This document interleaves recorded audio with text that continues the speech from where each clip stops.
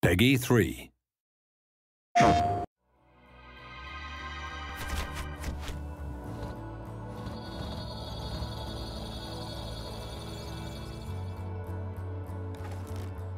When we first found out about PlayStation 4 and the features of the platform, we were really pleasantly surprised that they completely synced up with what we had in mind for DriveClub. It was almost a perfect storm, if you like. We had this desire to return back to realistic racing. We had this new hardware platform. It was just nice to finally align with both the platform and our own desires as a studio and try and kind of bring that game to life.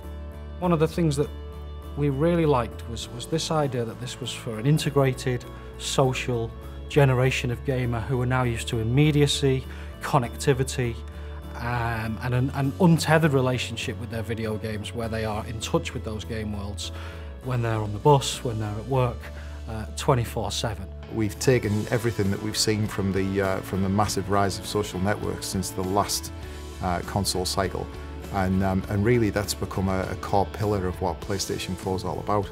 So, you know, DriveClub really works on that level better than anything else you've ever played. We wanted to create a community, a genuine, living, breathing community. So when it came to looking at how we tackle that from a DriveClub perspective, you know, what did community mean to us? It meant that you had to have the ability for players to race both competitively but also collaboratively. And if they're going to collaborate, they've got to be together in a club. You know, they have to be a team of racers. Within DriveClub, there will be a range of social connections. So you'll immediately be able to see all of your PlayStation Network friends, but then you'll also be able to see all of your friends and their connections within inside the game. So you'll be able to see how your friends are connected to other people. But we'll essentially make it very easy using the social connection feature to be able to find the perfect club for yourself.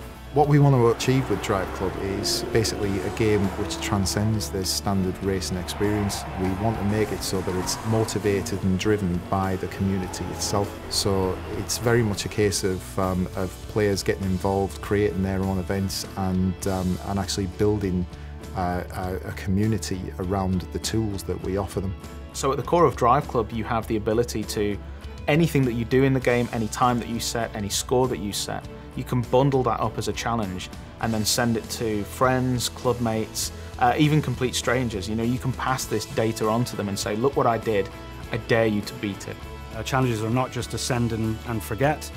Basically, you're put into a leaderboard with those people, and so for the set duration of the time of the challenge, you can compete to sort of better yourself. In addition, once the challenge has been sent out, if people like that challenge, they can start competing in it or even forward it on to their friends, and so there's an opportunity for those challenges to go viral.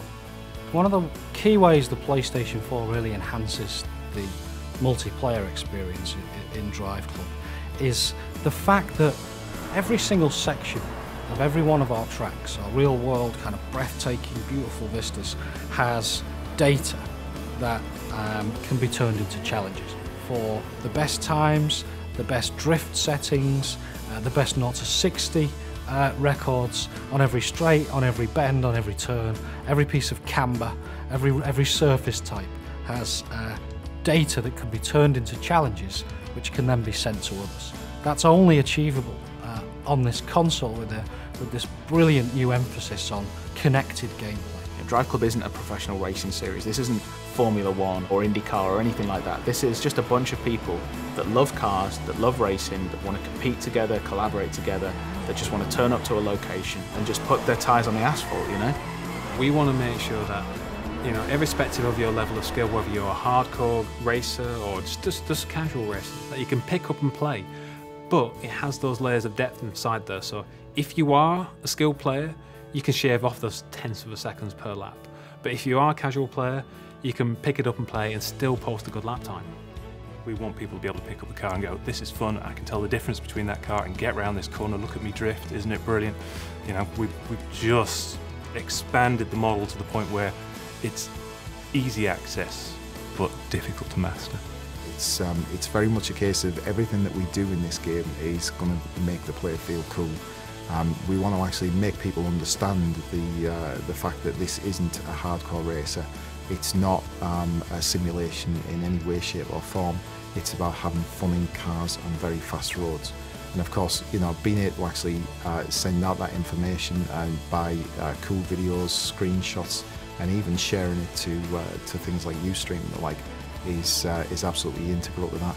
You know, we want people to be viewing the information that we're sending out from every single player, so that they understand that this is a broad community and absolutely the best racing experience that they're going to have on the next generation console.